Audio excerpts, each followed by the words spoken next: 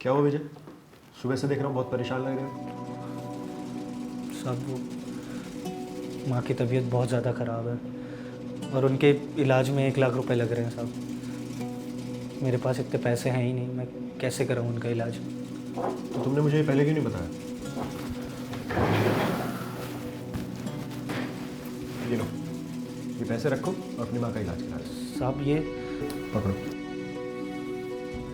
और अगर और भी पैसे या कुछ और मदद चाहिए हो ना तो बेझिझक बताओ, ठीक है? साहब आपका बहुत बहुत शुक्रिया। कोई बात नहीं, जाओ अपनी माँ का ख्याल रखो।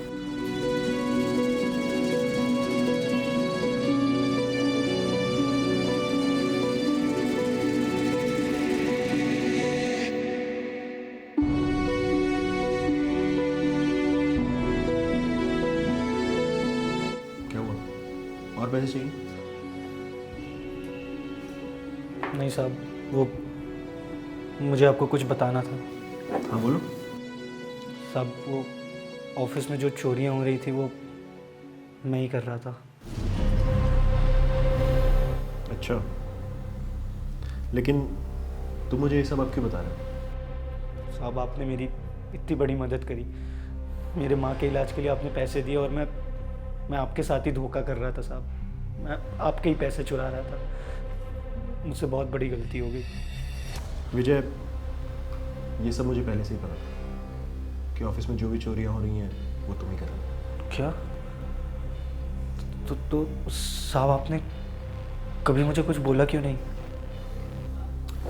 तुम्हें वो सीसीटीवी दिख रहा है? ये मैंने चुपके से एक दिन संडे को लगवा लिया था ताकि मैं ये देख सकूं कि ऑफिस में इतनी चोरियां कर कौन रहा है। और फिर जब मैंने फुटेज चेक की तो उसमें मुझे तुम दिखाई दिए।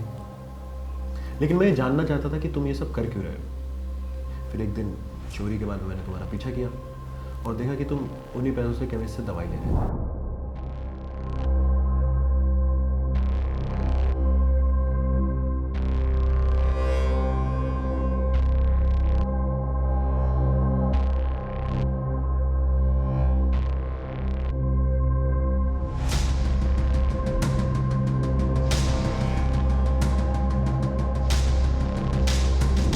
देखो विजय, अगर तुम मुझे ये सब पहले ही बता देते ना तो मैं तुम्हारी तभी मदद कर देता। लेकिन तुमने मेरे पास ना आकर चोरी करना सही समझा।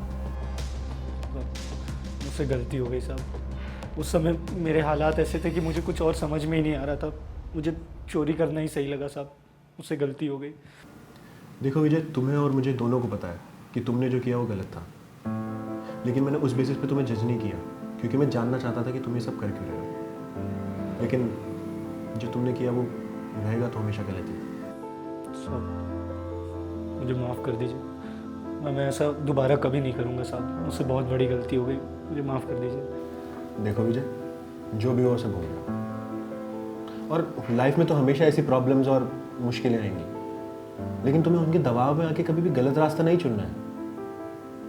और मुझसे वादा करो कि आज के बाद जब भी ऐसी कोई प्रॉब्लम होगी तो तुम पहले मेरे पास आओगे और गलत रास्ते की जगह हमेशा ईमानदारी के रास्ते को चुनो। मैं वादा करता हूँ साहब। अब जाओ, अपनी माँ का ख्याल रखो।